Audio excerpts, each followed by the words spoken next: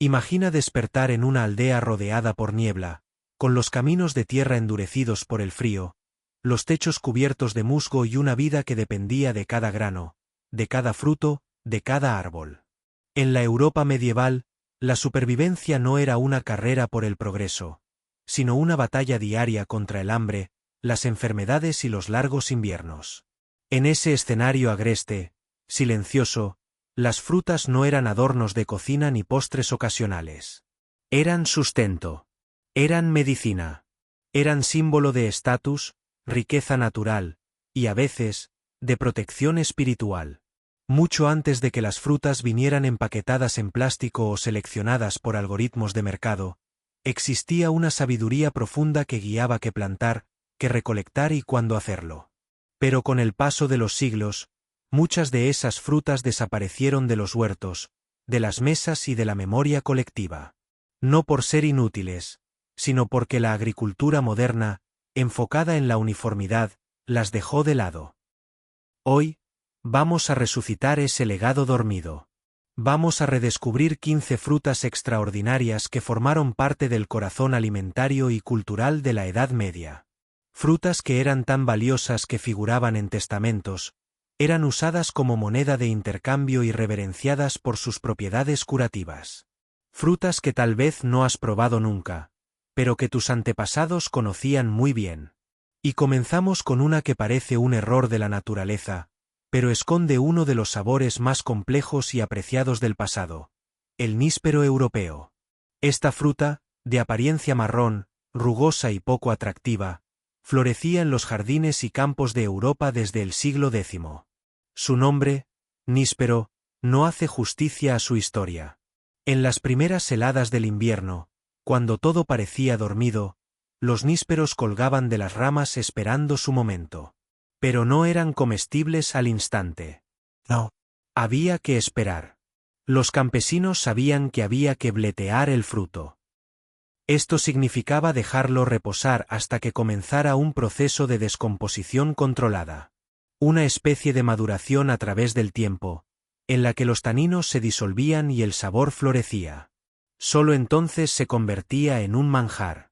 Quienes lo probaban en su punto exacto describían un sabor profundo, una mezcla de manzana cocida con toques de vino dulce, dátiles y un fondo especiado. En pleno invierno, cuando los alimentos frescos escaseaban, el níspero era un verdadero regalo.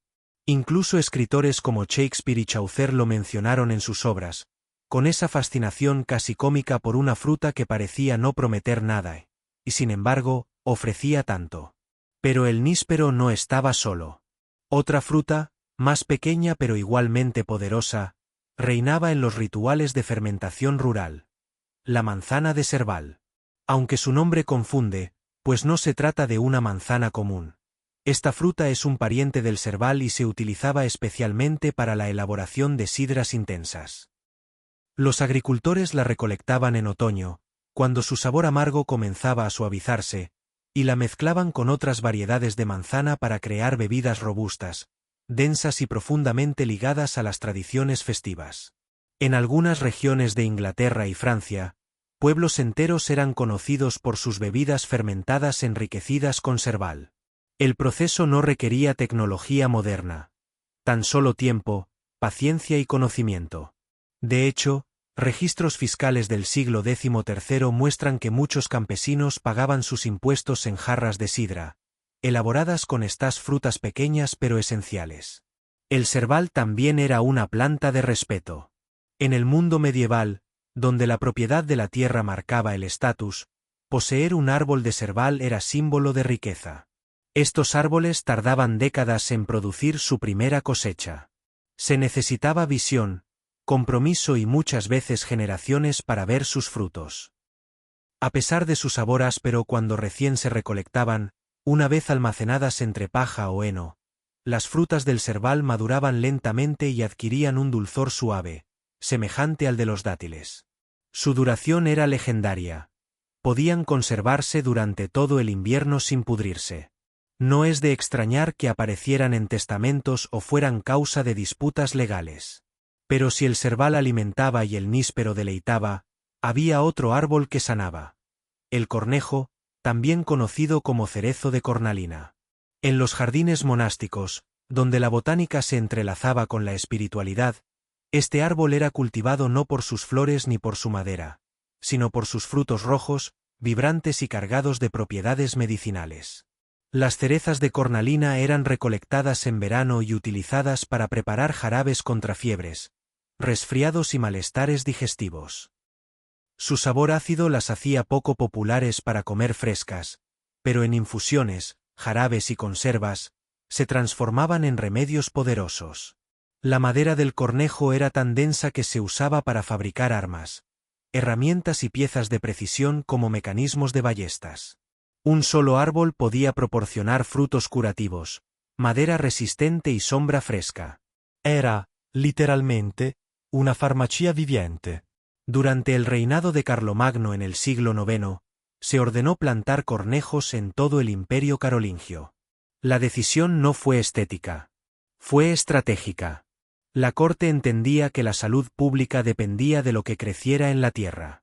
Las cerezas de cornalina, con su alto contenido en vitamina C, eran un escudo contra el escorbuto, una de las enfermedades más temidas antes del descubrimiento del limón.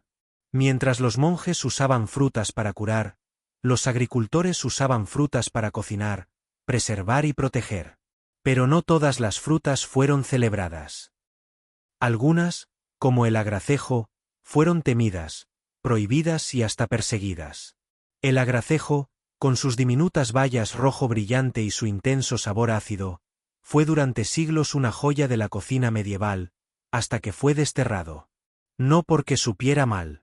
Al contrario, su capacidad para realzar guisos, carnes de caza y salsas era muy valorada por los cocineros de castillos y tabernas. Pero el agracejo tenía un enemigo: el trigo. Los campesinos notaron una coincidencia inquietante. Donde crecían arbustos de agracejo, los campos de trigo enfermaban. Las cosechas se marchitaban, y aparecía una enfermedad conocida como la roya del trigo, un hongo que arruinaba las espigas y condenaba a las aldeas al hambre. Sin explicaciones científicas ni laboratorios, los agricultores medievales hicieron lo que sabían hacer: observar, relacionar, actuar. Si el trigo se enfermaba cerca del agracejo, entonces el arbusto era culpable. Era lógico, directo y, en retrospectiva, bastante acertado. Siglos más tarde, la botánica confirmó que el agracejo es, de hecho, un huésped alternativo de la roya del trigo. Pero para entonces, el daño ya estaba hecho. El agracejo fue arrancado de los campos, perseguido como si fuera una plaga. Y con él se fue una tradición culinaria completa. Antes de su prohibición, las bayas se utilizaban como conservante natural y saborizante ácido, similar al uso moderno del limón o los arándanos. Aportaban frescura y equilibrio a platos de carne, y su berberina natural, un potente antibiótico vegetal, ayudaba a combatir infecciones en una época donde las heridas más pequeñas podían ser mortales. Los más prudentes cultivaban sus arbustos lejos de los campos, como si se tratara de plantas peligrosas pero valiosas. En algunos pueblos, los cocineros medievales usaban agracejo seco para preparar compotas y jarabes medicinales. Y aunque fue marginado, nunca desapareció del todo. Mientras unos frutos eran perseguidos, otros aparecían en momentos inesperados, como verdaderos milagros botánicos. Así era el caso del níspero japonés, también llamado fruta de la esperanza en algunos manuscritos monásticos. Su ciclo de vida era tan extraño como asombroso. Florecía en otoño, resistía el invierno como una promesa silenciosa y maduraba al inicio de la primavera, justo cuando las despensas estaban vacías y los cuerpos necesitaban alimento fresco. Su sabor no era solo un alivio físico. Era también una experiencia emocional. Quienes probaban un níspero maduro tras un invierno entero de comidas saladas y conservadas, lo describían como un bocado de luz. Su perfil de sabor, entre mango, melocotón y cítricos, lo hacía único entre las frutas resistentes al frío. Y no solo se comía. Sus hojas eran empleadas en infusiones para aliviar la tos y los problemas pulmonares, especialmente útiles tras los largos meses de humedad y encierro. El níspero japonés, Originario de Asia, llegó al Mediterráneo alrededor del siglo X, traído por comerciantes árabes. Su presencia en jardines monásticos y castillos era símbolo de sofisticación y conocimiento botánico. Tener un árbol de níspero en la Edad Media no era solo cuestión de gusto, era una declaración. Aquí se cultiva lo raro, lo exótico, lo curativo. Pero si hablamos de frutas viajeras, ninguna cruzó más caminos que el azufaifo. Desde los mercados polvorientos del norte de África hasta las frías tierras del norte de Europa, el azufaifo resistió el paso del tiempo y el rigor de las rutas comerciales. Su aspecto no prometía mucho, una especie de mezcla entre dátil y manzana pequeña. Pero al morderlo, revelaba una textura firme y un dulzor discreto. Y su verdadera magia estaba en su durabilidad. Los azufaifos se secaban en el mismo árbol. Esa autoconservación natural los convertía en el alimento perfecto para viajeros, soldados y peregrinos. Eran resistentes, ligeros, nutritivos, y podían durar semanas sin estropearse. En las alforjas de un caballero o en las bolsas de un peregrino que caminaba hacia Santiago, era común encontrar un puñado de azufaifos secos junto a un trozo de pan duro. Además de alimentar, sanaban. En la medicina tradicional, se usaban para preparar jarabes contra el insomnio, la ansiedad y la fatiga crónica. Su efecto sedante era tan conocido que algunos herbolarios medievales los llamaban las bayas del sueño tranquilo. Los artesanos los confitaban con miel y los usaban como golosinas en banquetes reales. No eran solo supervivencia, eran también placer. Si los azufaifos resistían las rutas comerciales, había un árbol que alimentaba a una industria entera sin ser cultivado por sus frutos: la morera. La morera era esencial para la producción de seda. No porque sus bayas fueran particularmente valiosas, sino porque sus hojas eran el único alimento que aceptaban los gusanos de seda. Sin moreras, no había seda. Y sin seda, los reinos medievales no podían participar del comercio de lujo que enriquecía a nobles y mercaderes. Durante los siglos XII y XIII, regiones como la Provenza, el norte de Italia y el sur de España aprobaron leyes que obligaban a los terratenientes a plantar moreras en proporción al tamaño de sus fincas. Esto creó vastos paisajes de árboles que, sin proponérselo, comenzaron a dar frutos en abundancia. Y esos frutos eran una delicia. Jugosos, dulces y teñidos de un púrpura tan intenso que manchaban dedos, túnicas y tablones de madera. Los cocineros pronto empezaron a usarlos en tartas, vinos y conservas. Incluso los escribas los usaban como tinta natural, extrayendo su pigmento para escribir manuscritos religiosos y textos científicos. Aún hoy, algunos de esos escritos conservan su color intacto, más de 700 años después. La morera se convirtió en un ejemplo de cómo el propósito inicial de una planta puede expandirse hasta tocar muchas otras áreas de la vida. Alimentaba a los gusanos, a los humanos y a la cultura escrita. Y aunque su rol principal era económico, su presencia terminó siendo también poética. Mientras tanto, en el otro extremo del mundo, una pequeña baya crecía silenciosamente en los arbustos de las estepas y montañas, la baya de Saskatoon. Aunque originaria de América del Norte, fue rápidamente adoptada en jardines europeos durante los siglos posteriores a los primeros contactos transatlánticos. Su fortaleza y valor nutricional la convirtieron en un recurso estratégico para monasterios, comunidades rurales e incluso ejércitos. Pequeña, azulada y parecida al arándano, la baya de Saskatoon contenía más proteínas, grasas saludables y fibra que la mayoría de frutas conocidas en Europa. Esto la convirtió en un alimento ideal para tiempos de escasez, como guerras, asedios o malas cosechas. Se secaban fácilmente y podían almacenarse durante años sin perder su valor nutricional. Los viticultores descubrieron que fermentaban de forma excelente, y comenzaron a elaborar vinos fuertes y dulces que reconfortaban durante los meses fríos. Se decía que una copa de vino de Saskatoon te calentaba el cuerpo y te alegraba el alma. 3 copas, y podías ver ángeles, o pensar que eras uno. En la Edad Media, la comida no era solo alimento. Era también símbolo, superstición y defensa contra lo invisible.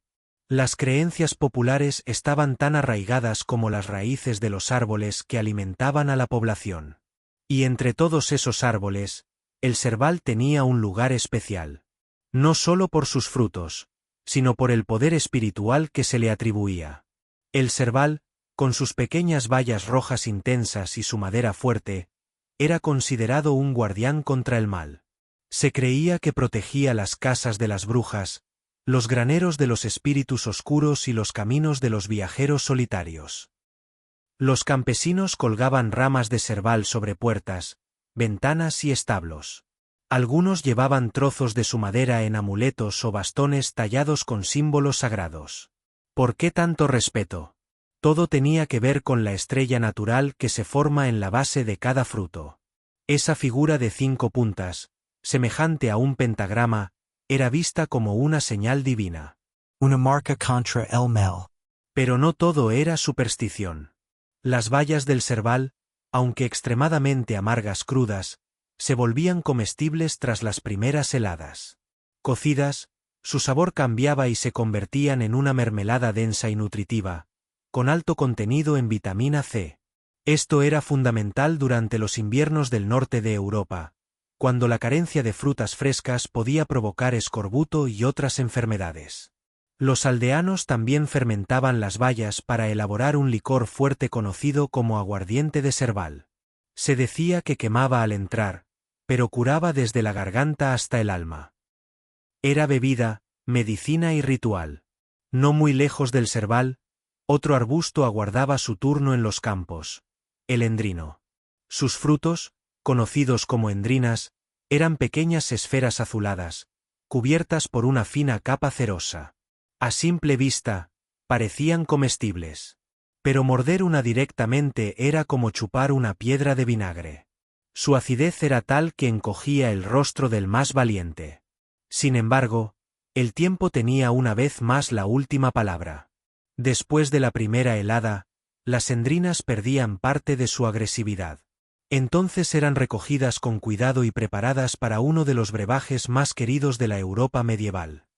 El licor de endrinas, antecesor de la actual ginebra de endrinas. La receta era sencilla, pero requería paciencia.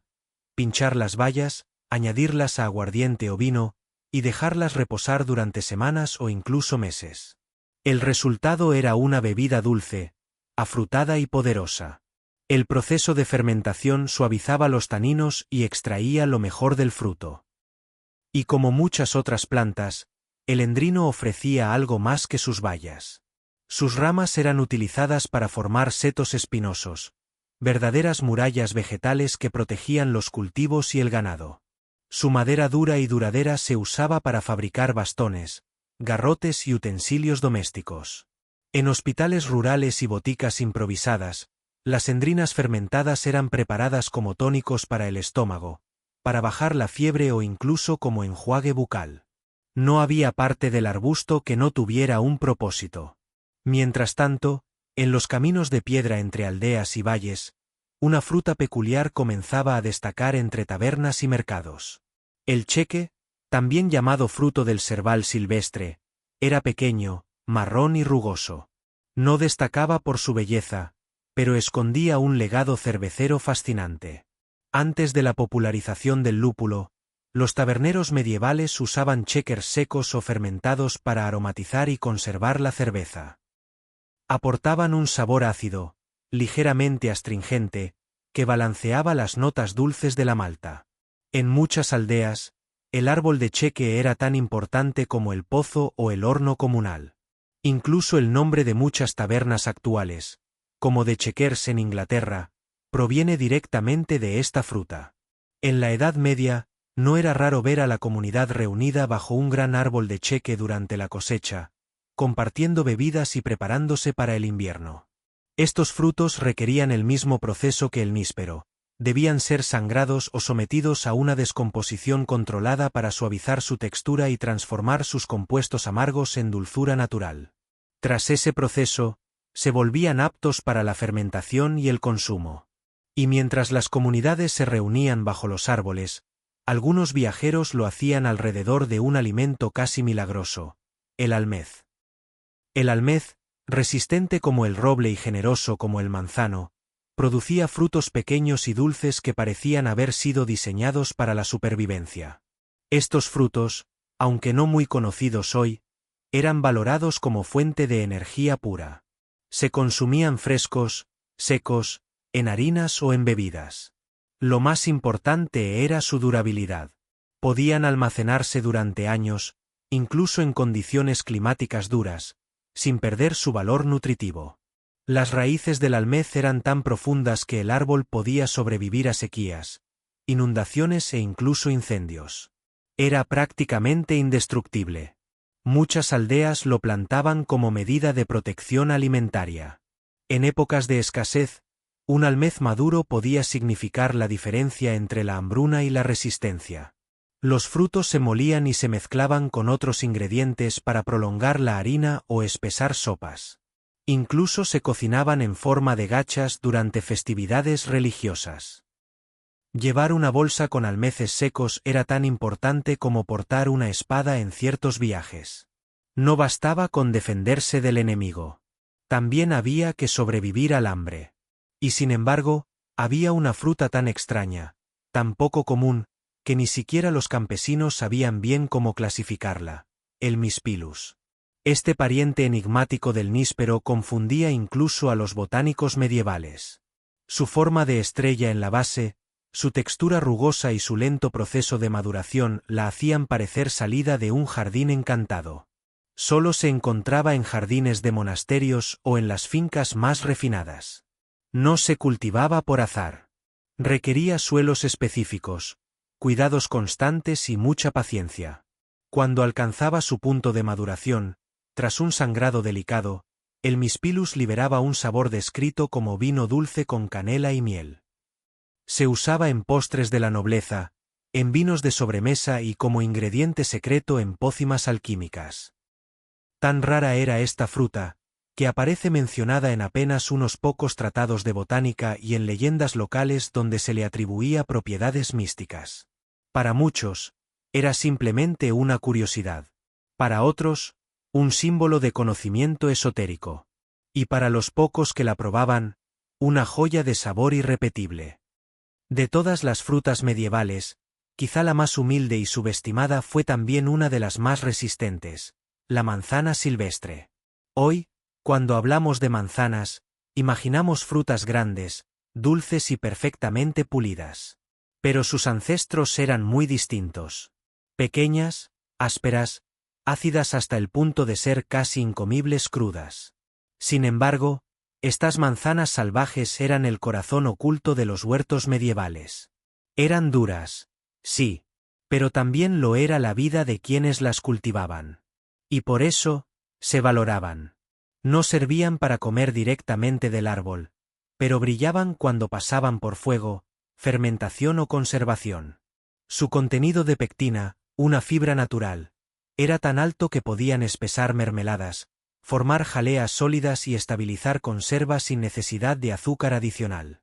En las cocinas rurales, la salsa de manzana silvestre era usada para acompañar carnes, especialmente en épocas donde la caza dominaba la dieta. El jugo de estas manzanas, una vez fermentado, producía una sidra espesa, con carácter, ideal para el almacenamiento prolongado. Pero las manzanas silvestres no solo eran valiosas por sus frutos. Su madera también era apreciada. Dura, de veta hermosa, perfecta para tallar mangos de herramientas, utensilios de cocina o pequeñas esculturas religiosas. Cada parte del árbol tenía un propósito. Y eso, en la Edad Media, era sinónimo de sabiduría agrícola. No se plantaba nada por capricho. Todo debía servir, durar y alimentar. Incluso los árboles que no daban frutos espectaculares eran mantenidos si su sombra protegía cultivos o si sus ramas ofrecían leña que ardía despacio. Así era la lógica de la vida campesina. Resiliente, precisa y profundamente conectada con el entorno. Estas 15 frutas, nísperos, azufaifos, endrinas, almeces, moras, servales, chequers, cornejos, manzanas silvestres y otras tantas, Formaban parte de un ecosistema agrícola donde nada se desperdiciaba. No eran lujos. Eran pilares. Eran pequeñas respuestas a grandes desafíos. La Edad Media, muchas veces caricaturizada como oscura y primitiva, fue en realidad un laboratorio a cielo abierto de conocimientos prácticos transmitidos de generación en generación. Y la relación que tenían con la tierra era más íntima, más real que muchas de las prácticas modernas. Porque quienes vivían de la tierra sabían que no se le exige, se le cuida. No se le explota, se le escucha. El olvido de estas frutas no fue casual. Fue el resultado de siglos de transformación industrial, de estandarización del gusto, y de una desconexión creciente entre el origen del alimento y el plato. Pero hoy, más que nunca, podemos mirar hacia atrás con otros ojos. No para vivir como en el pasado, sino para recuperar lo que ese pasado aún puede ofrecernos. En un mundo que enfrenta crisis alimentarias, pérdida de biodiversidad y dependencia de unos pocos cultivos, estas frutas medievales ofrecen algo más que nostalgia. Ofrecen alternativas reales. Son resistentes, adaptables y ricas en nutrientes. Son aliadas silenciosas en la construcción de un sistema alimentario más diverso y más fuerte. Imagínate caminando por un huerto donde crecen nísperos que maduran justo cuando más los necesitas. O encontrarte con un árbol de azufaifos que ha sobrevivido 3 inviernos seguidos sin apenas cuidados. O plantar un serval en la entrada de tu casa, no solo por su fruto, sino porque representa protección, paciencia y legado. Cada una de estas frutas encierra una historia. No de marketing ni de consumo, sino de sobrevivencia, de sabiduría y de respeto. Redescubrirlas no es un acto de romanticismo. Es un acto de recuperación cultural. De reconexión. Porque, al final, la tierra nunca olvida. Solo espera a que volvamos a escucharla.